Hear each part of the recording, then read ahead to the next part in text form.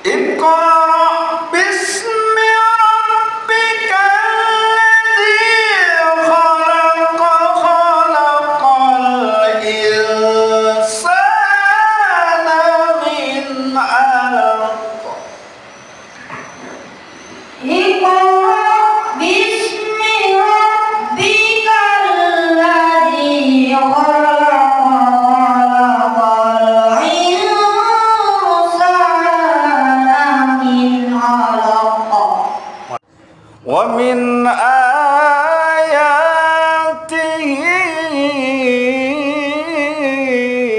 an khalaqa lakum min anfusikum azwajan litaskunu ilaiha. Bismillahirrahmanirrahim.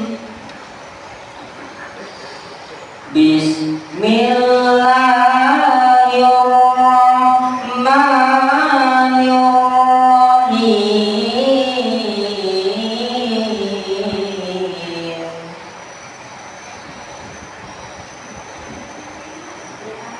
Bismillahirrahmanirrahim.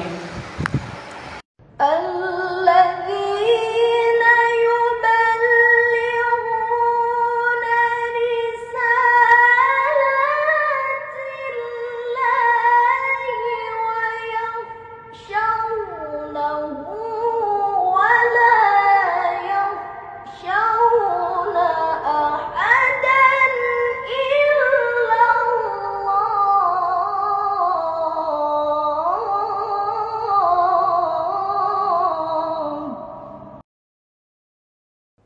Dari Abu Hurairah juga diriwayatkan baginda Nabi SAW bersabda, "Rubba sha'imin laisa lahu min siyamihi ilal ju'." Dalam riwayat ilal ju' wal 'atas. "Rubba qaimin laisa lahu min qiyami ila sahar." Alangkah banyaknya orang berpuasa tidak ia dapatkan kecuali hanya lapar. Dalam riwayat lapar dan dahaga. Dan alangkah banyaknya orang yang bangun di tengah malam yang ia dapat hanya capeknya begadang. Kenapa? Dia melakukan itu semua adalah dibarengi dengan kemaksiatan yang menghabiskan pahala. Jadi sebagian orang tidak sadar bahwasanya kadang melakukan kebaikan dibarengi dengan kemaksiatan. Harapannya adalah diterima kebaikannya. Tapi kemaksiatannya telah menghabiskan pahalanya. Dapat apa dia? Dapat dosa malahan. Maka dari itu dalam kita berpuasa hendaknya kita bisa menghindarkan hal-hal yang menjadikan Allah murka. Seperti tadi menggunjing, mencaci, mengolok. Lesan kita jaga. Tidak mudah emosi. Kita latih di bulan Ramadan sehingga nanti keluar dari bulan Ramadan kita juga tetap dalam keadaan normal. Tidak gampang terpengaruh dengan berita apapun yang sampai ke telinga kita. Sehingga kita tidak memberikan reaksi yang negatif terhadap. Berapa banyak orang puasa dari subuh sampai maghrib, dia berpuasa menahan lapar, haus dia tahan. Ya Allah, ntar tidur, bangun lagi, sholat lagi, kelaparan dia rasa. Tapi ternyata yang dia tahan cuman lapar dan haus. Kenapa? Pahala puasanya sudah hilang.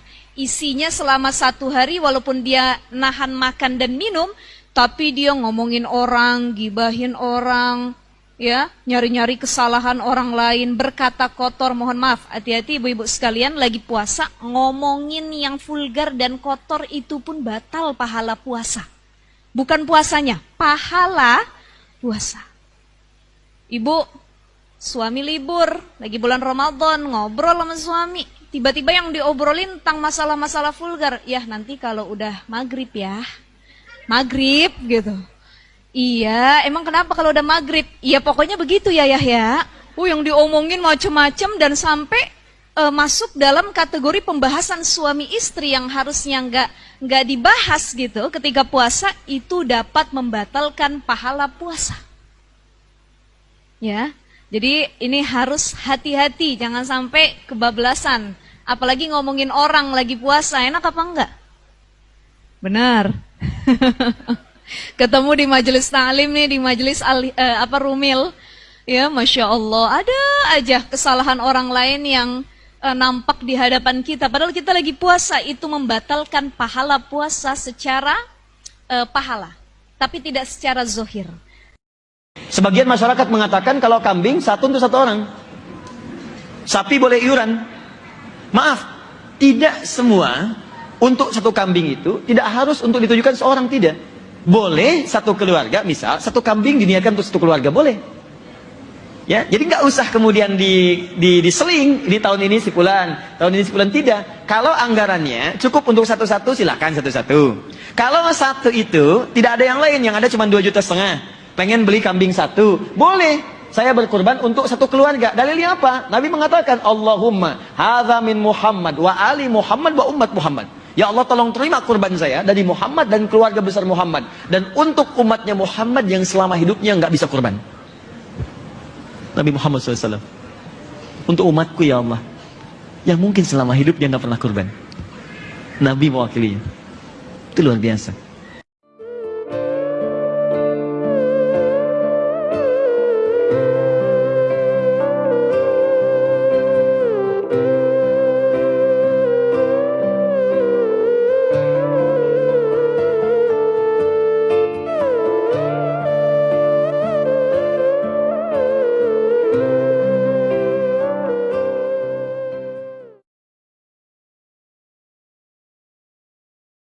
Kepintaran semua manusia di bumi dengan seorang Sayyidah Aisyah itu masih unggul pintarnya Sayyidah Aisyah dengan semua kepintaran perempuan di bumi.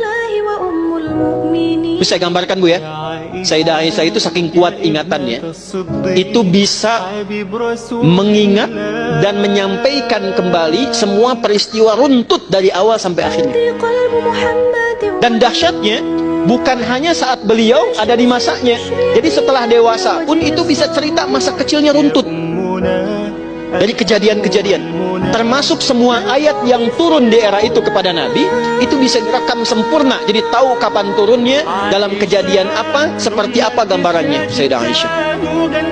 Ya, dan itu dihasilkan bukan hasil dari biasa saja, ditemukan seperti itu adanya, bukan, tapi dari pendidikan keluarga. Jadi kalau kita belajar biografi Sayyidah Aisyah dan kita ingin ikuti, kalau ibu ingin mencetak anaknya pintar dengan kepintaran yang tinggi dan dimuliakan bahkan oleh Allah, apalagi sama-sama perempuan, maka kita sudah punya referensinya. Ya, jadi sudah, Bu, namanya Wonder Woman, Catwoman itu fiktif semua. Kita sudah punya idol yang memang nyata sifatnya, sudah nyata.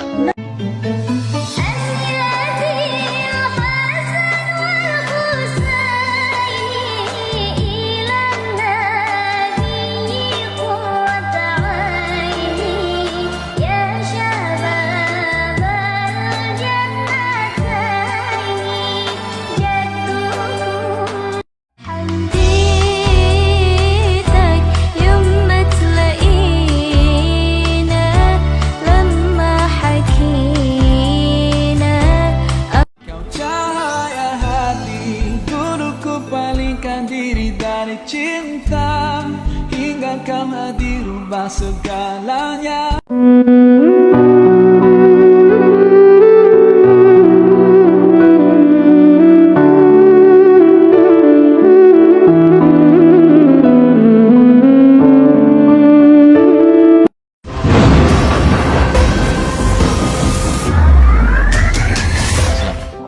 Kalau bulan puasa katanya setan itu diikat, dibelenggu gitu. Baik.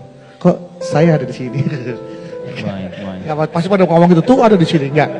Maksudnya kenapa ketika kita sedang menjalankan ibadah puasa, ada saja hal-hal yang membuat kita tuh jadi malas untuk beribadah. Bukan kita, Anda kali ya. Iya, maksud saya dan saya, Pak Ustaz. Baik.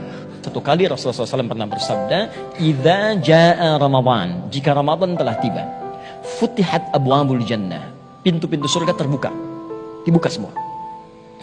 Kemudian wa ghulliqat abwabun nar, ditutup pintu-pintu neraka, kunci rapi.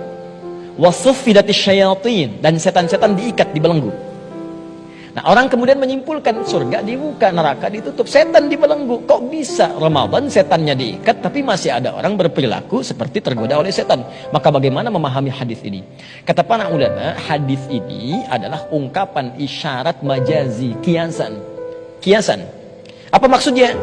Pertama, pintu surga dibuka karena saat Ramadan banyak orang kemudian meningkatkan amal soleh. Yang biasanya fardu, sunnah, yang biasa baca Al-Quran, sekarang Al-Quran, pahala banyak. Bahkan kalau Anda buka di kitab Siam Al-Bukhari, nomor hadis yang pertama, paling kiri sebelah atas di kitabnya, itu pahala dilipat gandakan sampai 10 kali lipat hari biasa. Maka meningkat, karena tabungan pahalanya meningkat, peluang ke surganya banyak, maka terbukalah pintu-pintu surga. Kemudian neraka tertutup, kenapa? Karena banyak orang taubat saat Ramadan. Ya Allah ampuni dosa saya, ya Allah saya tobat, ya Allah saya tobat. Maksiat ditinggalkan, karena seakan-akan ketika maksiat ditinggalkan, neraka tertutup. Nah, kalau sudah orang nggak mau maksiat dan banyak beribadah, setan nggak punya peluang. Mau goda susah. Karena itu setan seakan terikat. Nah, tapi kalau orang tidak mau meningkatkan amal soleh dan tetap berbuat maksiat, maka mudah bagi setan menggodanya. Jadi setan terikat itu bukan dalam pengertian setannya diikat hakiki kata para ulama hadis, tapi karena orang banyak berbuat amal soleh dan tobat dari maksiat, maka setan tidak punya peluang menggodanya seakan terikat. Kalau tidak mengerjakan amal soleh, sholat tidak mau, puasa tidak mau, makan masih dilakukan, ini berpeluang setan tetap bisa menggodanya. Maka itulah setan yang tetap datang di bulan Ramadan. 5 ulama Indonesia yang kealimannya diakui dunia. Bahkan karya-karyanya menjadi rujukan ulama, Jazirah Arab dan Asia. 1. Syekh Nawawi Al-Bantani, lahir di Serang, Banten pada tahun 1813 dan wafat di Mekah pada tahun 1897. Di antara karyanya yang terkenal adalah Tafsir Al-Munir lil Muallim. 2. Syekh Hatib Al-Minangkabawi, lahir di Kota Tua, Sumatera Barat pada tahun 1860 dan wafat di Mekah pada tahun 1916. Dan dia dipercaya menjadi imam besar Masjidil Haram pertama dari Indonesia. 3. Syekh Muhammad Yasin Al-Fadani, lahir di Padang, Sumatera Barat pada tahun 1915 dan wafat di Mekah pada tahun 1990. Di antara karyanya adalah Fawaidul Janiyah yang menjadi mata kuliah di Fakultas Syariah Al-Azhar Kairo, Mesir. 4. Syekh Arsyad Al-Banjari, lahir di Banjar, Kalimantan Selatan pada tahun 1710 dan wafat pada tahun 1812. 5. Syekh Sulaiman Ar-Rasul Minangkabawi, lahir di Candung, Sumatera Barat pada tahun 1871 dan wafat pada tahun 1970. Ketika Allah mengambil sesuatu yang paling kita cintai di dalam hidup kita, maka yakinilah Allah akan memberikan sesuatu yang sangat menggembirakan kita, yang di luar dari dugaan kita, asal kita ridho menerimanya.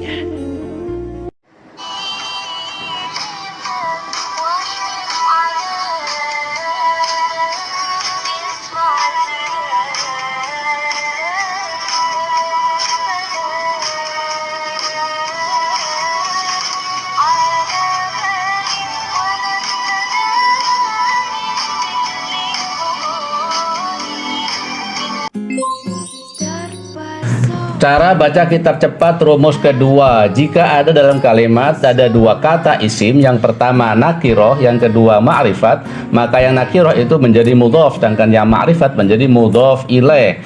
Yang mudhof ilaih harus dibaca jar, sedangkan yang mudhofnya boleh dibaca rofa, boleh dibaca nasab, atau dibaca jar tergantung amil sebelumnya. Contoh, hadza Abdullahi. Ini di sini Abdullah nakiro, Allahi ma'rifat. Maka ini sunan mudhof ilaih.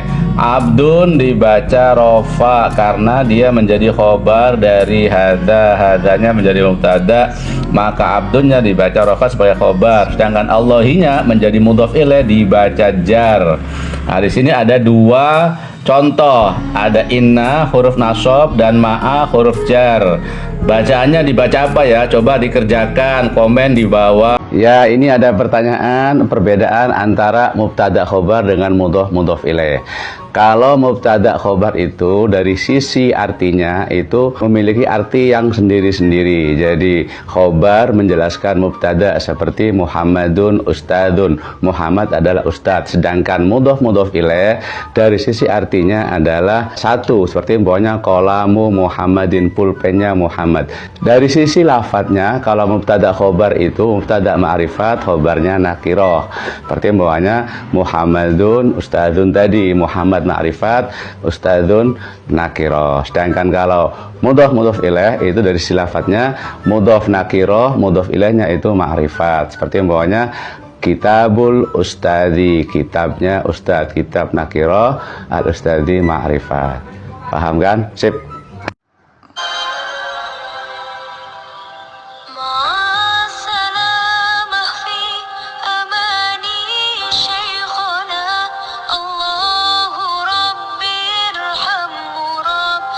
Ada 6 ciri perempuan yang tidak dilayak dijadikan istri atau dinikahi. Pertama adalah annanah, perempuan yang banyak mengeluh, berkeluh kesah, tidak pernah bersyukur dan selalu tidak pernah cukup dengan apa yang dia miliki. Yang kedua itu adalah mannanah, perempuan yang seringkali mengungkit kesalahan suami, mengungkit hal-hal yang tidak dia rasa itu menyenangkan dirinya, jadi seringkali mengungkit. Dan yang ketiga adalah hannanah, perempuan yang sering membayangkan pasangan orang lain atau tidak setia lah secara hati, pandangan itu seringkali membandingkan suaminya dengan laki-laki lain. Yang keempat adalah cirinya perempuan itu disebut dengan haddaqah. Haddaqah ini adalah perempuan yang seringkali menuntut berlebihan kepada suaminya karena dia tidak pernah bersyukur dan selalu ingin hal-hal baru yang menurut dia itu harus dicapai, sehingga walaupun dia tahu suaminya itu tidak mampu untuk membelikannya atau memenuhinya, tapi selalu menuntut dengan tuntutan yang memberatkan pasangannya. Kemudian yang kelima adalah barokah. Barokah ini adalah perempuan yang sering bersolek, bertabaruj, mencari perhatian orang lain apalagi di luar rumah selain suaminya. Dan yang keenam itu adalah syadaqah. Syadaqah ini adalah perempuan yang cerewet, yang tidak bisa menjaga ucapannya, yang ucapannya itu selalu keluar kata-kata buruk dan menjadi doa buruk buat pasangan ataupun anak-anaknya. Maka ini adalah 6 ciri perempuan yang harus dihindari. Mudah-mudahan kita sebagai perempuan juga bisa menghindari 6 hal tersebut, karena Syekh Maimun Zubair mengatakan kalau kita pengen punya anak yang solih-solihah, salah satu tiang atau paku induknya itu berpusat di seorang ibu. Jadi kalau pengen punya anak soleh, carilah ibu yang solihah dan carilah perempuan yang tidak begitu cinta terhadap dunia. Karena kalau kita menikah dengan perempuan yang sangat cinta terhadap dunia, maka anak-anak kita juga akan cinta kepada dunia dan lupa kepada akhirat. Kak Ustadz Abdul Somad ditanya siapa pembuat sholat sunat tarawih sehingga dilakukan setiap Ramadan. Siapa yang membuat tarawih? Umar bin Khattab. Siapa imam yang diangkat? Ubay bin Ka'ab. Nabi tarawih 3 malam. Satu malam Nabi datang tarawih, jamaah ramai. Malam kedua, jamaah ramai. Malam ketiga, jamaah ramai. Nabi tak datang. Besok pagi jamaah bertanya, Nabi, malam tadi kami ramai, kenapa Nabi tak datang? Kata Nabi, khasyitu an tufradu alaikum. Aku takut kalau dibuat tiap malam tarawih kau jadi wajib. Tapi jangan gara-gara kau esok tak senang tarawih. Tanya, kenapa kalian tak tarawih? Nabi cuma 3 malam. Pada masa Umar bin Khattab, diangkatlah imamnya namanya Ubay bin Ka'ab, dibuat satu malam 23 rakaat, dan yang menjadi imam orang paling bagus hafalannya, paling hebat suaranya, Ubay bin Ka'ab. Witir 3, 23 rakaat. Pada masa Umar bin Abdul Aziz, 36 rakaat, tambah witir 3, 39 rakaat. Dalam kitab Sunan Tirmidzi 41 rakaat. Di Son'a 100 rakaat.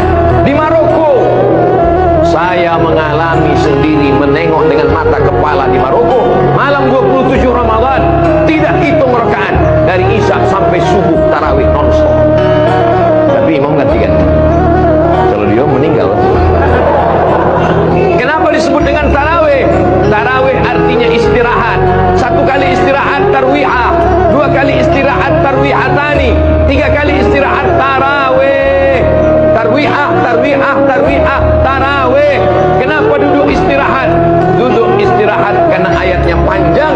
Setelah ayat panjang kaki kesemutan, duduk istirahat. Sehebat apapun, sepintar apapun manusia, kalau nggak kenal Allah, itu belum ada apa-apanya. Jadi kepintaran tertinggi itu ketika mengenal Allah. Anda boleh kuliah, boleh sekolah, boleh sepintar apapun, hafal apapun, tapi kalau nggak kenal Allah, itu belum masuk standar pengetahuan yang diabsahkan oleh Al-Quran. Itu yang dimaksud Quran surah Ali Imran ayat 190 sampai ayat 200. Makanya orang itu saat bangun dari tidur, di antara ayat yang sunnah dibacakan itu sebagai pesan kehidupan itu Ali Imran 190 sampai ayat 200. Ya inna fi khalqis samawati wal ardi wa ikhtilafil laili wan nahari la ayatin li ulil albab. Ulul albab itu akal sehat. Orang yang punya akal sehat. Siapa yang sehat akalnya itu? Alladzina yadhkurunallaha qiyaman wa qu'udan wa 'ala junubihim wa yatafakkaruna fi khalqis samawati wal ard. Ya. Akal sehat itu akal yang sering dipakai riset. Silahkan kata Allah riset di langit, di bumi, peluang yang bisa dikaji, dipelajari supaya akal terasah. Tapi ujungnya apa? Rabbana ma khalaqta hadza batila. Ujungnya kenal Allah. Jadi kalau pintar-pintar nggak kenal Allah, berarti ada yang salah.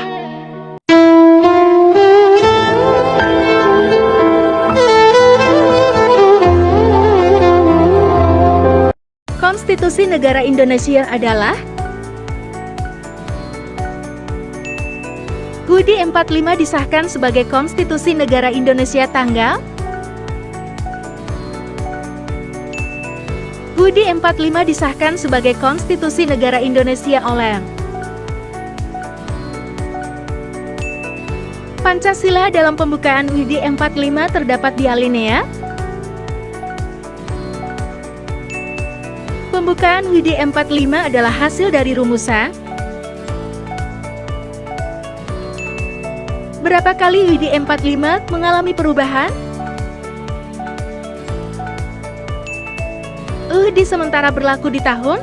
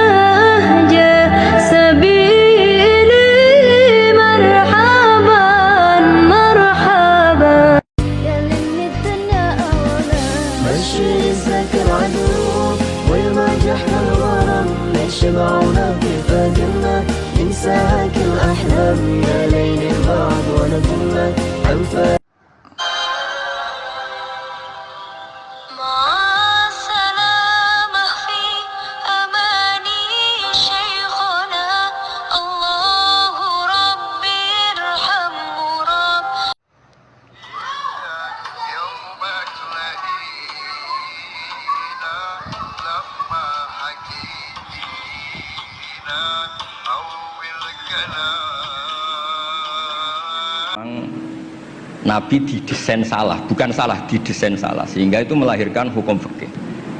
Nabi itu pernah sholat duhur, itu di riwayat Bukhari hanya 2 rakaat.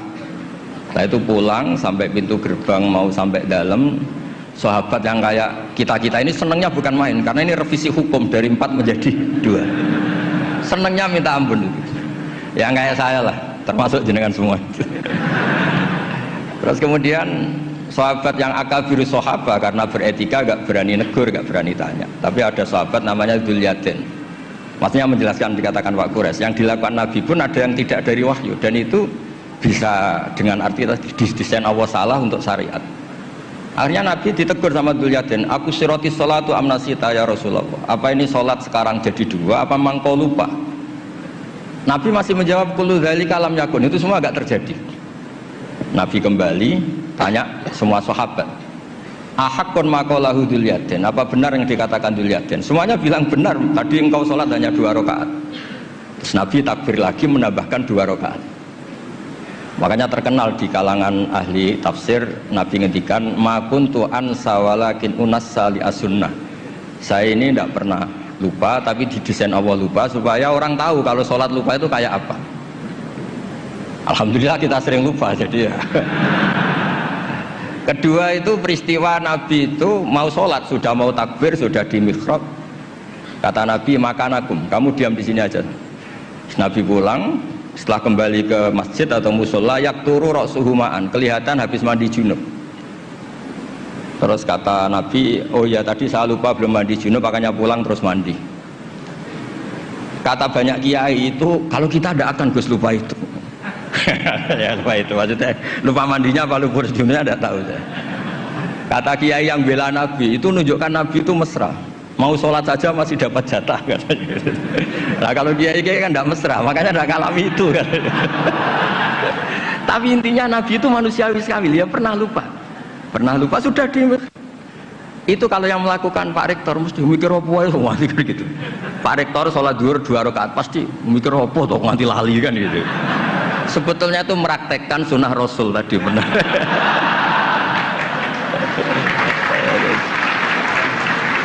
Tidak supaya nanti jenengan nggak salah paham yang dikatakan Pak Kores tadi. Memang ada peristiwa furu yang seperti itu. Yang terakhir saya beri contoh.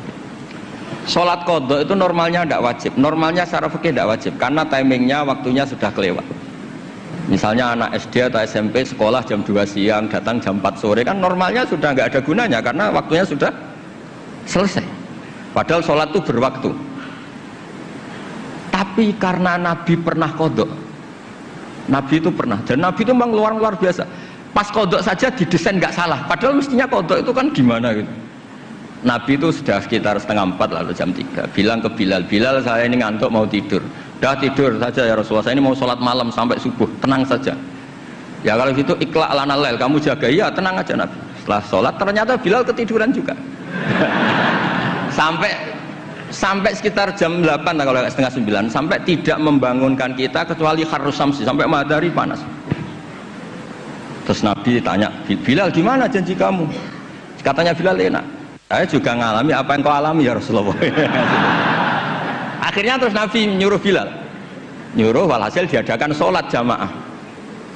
Nah berkahnya Nabi didesain lupa tadi diketahui kalau sholat qadha itu wajib. Andai kan tidak terjadi kesalahan itu, maka qadha itu tidak wajib karena momentumnya sudah kelewat. Jadi itu yang dengan arti itu tadi, ma kuntu ansa walakin unassa li as-sunnah. Saya ini tidak pernah lupa, tapi sering didesain Allah itu lupa. Supaya orang tahu kalau beribadah pas lupa atau ada kesalahan sosial apa, cara benahinya gimana. Terus yang kedua tentang tadi yang diceritakan Pak Kores belum dikasih nama iktifa kalau dalam bahasa Balaghah.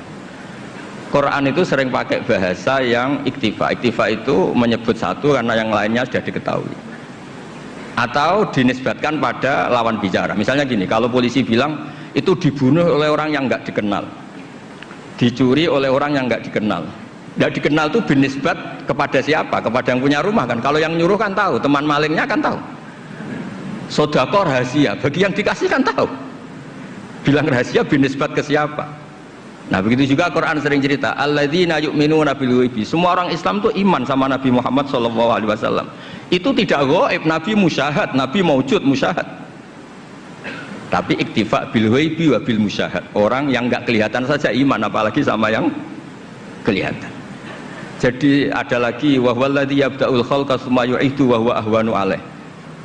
Kalian semua tahu kan langit bumi yang menciptakan saya, maka setelah hancur saya juga menciptakan lagi, dan itu lebih mudah kata Allah.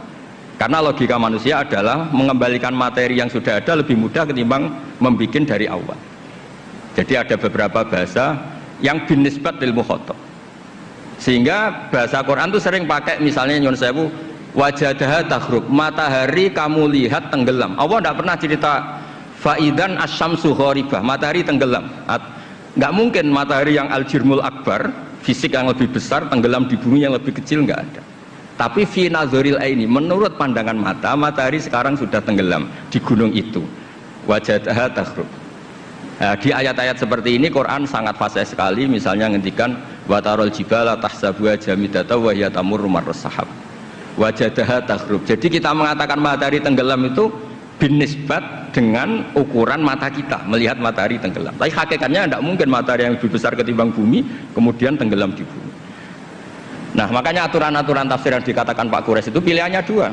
Kamu pura-pura nggak tahu saja sehingga GR jadi ahli tafsir. Atau ahli tafsir tugas, karena UI butuh pusat studi tafsir, terus ada yang daftar terus masuk gitu saja. Itu nggak ada ukurannya pokoknya kroninya rektor masuk gitu. Kalau ukurannya dites ya mungkin yang lulus saya tok itu. Kalau dites itu yang lulus saya tok. Ya ini guyon tapi betulan katanya gitu. Jadi apa ya gitu. Jadi memang nah yang tadi yang dikatakan Pak Quraisy memang benar, banyak lafaz ta yang lil wahdah bukan lil jinsi. Memang Baqarah itu lil wahdah bukan lil jinsi. Dan memang di beberapa tafsir termasuk tafsir di Kemenak itu juga masih diberi kata betina. Itu satu-satunya kita bela itu nyari tafsir-tafsir yang kebetulan sejenis. Ada riwayat mengatakan itu unsan, tangintimnya kapan? Tapi memang di bahasa Arab tuh gitu ya. Makanya Abu Hanifah dulu pernah dibully, ditanya apa Namlatu Sulaiman. Beliau zaman itu mungkin belum ila darajatil mustahid, jawab perempuan. Alasannya qalat namlatun. Terus diingatkan sama ahli bahasa, itu namlah li wahdatil jinsi, karena dari kata ya ayuhan namlu ketika jenis pakai tanpa tak, ya ayuhan namlu dkhulu masakinakum, ketika sudah wahdah qalat namlatun. Makanya di antara argumentasinya Nabi Adam dulu nanti itu mau debat sama malaikat, kan kata Allah kan wala taqrabah hadis syajarah, pohon itu berarti satu tok yang dilarang, yang lainnya boleh. Jadi itu masalah-masalah yang setidaknya karena Anda dengar dari Pak Quraisy, dari saya, setidaknya bertobat lah. Kalau tidak ahlinya ya jangan ikut gitu. Itu aja berkahnya mengerti, kalau tidak mengerti itu ya itu. Jadi ya bertobat, kalau tobatnya diterima ya alhamdulillah, kalau enggak ya berharap diterima kapan-kapan. Nggih, nanti ini Pak Rektor biar ini di struktur UI itu atasan saya, tapi beliau. Berikut ini sebuah nasihat yang sangat indah yang disampaikan oleh Al-Imam Ibnu Jauzi dalam kitab beliau Saidul Khatir, yang mana Syekh Ali At-Tantawi pernah berkata tentang nasihat ini, aku telah membaca buku selama 70 tahun dan aku tidak mendapatkan sesuatu yang lebih indah dari hikmah dan untaian nasihat melebihi dari apa yang dikatakan oleh Imam Ibnu Jauzi berikut ini. Inna masyaqqatat ta'ah tadhhab wa yabqa sawabuha wa inna ladatal ma'asi tadhhab wa yabqa iqabuha. Sesungguhnya keletihan dalam melakukan ketaatan akan hilang dan yang tinggal adalah pahalanya. Demikian juga kenikmatan dalam kemaksiatan juga akan hilang dan yang tersisa adalah dosanya. Kun ma'allahi wa la tubali wa mudda yadaika fi dhulumatil layali wa qul. Selalulah untuk membersamai Allah dan jangan pedulikan apa kata orang tentang dirimu. Bentangkan tanganmu di malam hari untuk bermunajat kepadanya dan katakanlah, ya Rabbi ma tabatid dunya illa bi dzikrika walal akhiratu illa bi afwika walal jannatu illa bi ru'yatika. Ya Rabbi, tidak ada kebaikan di dunia ini kecuali dengan mengingat dirimu, dan tidaklah indah akhirat itu kecuali dengan adanya ampunanmu, dan tidak sempurna kebahagiaan di dalam surgamu itu kecuali dengan melihat dirimu.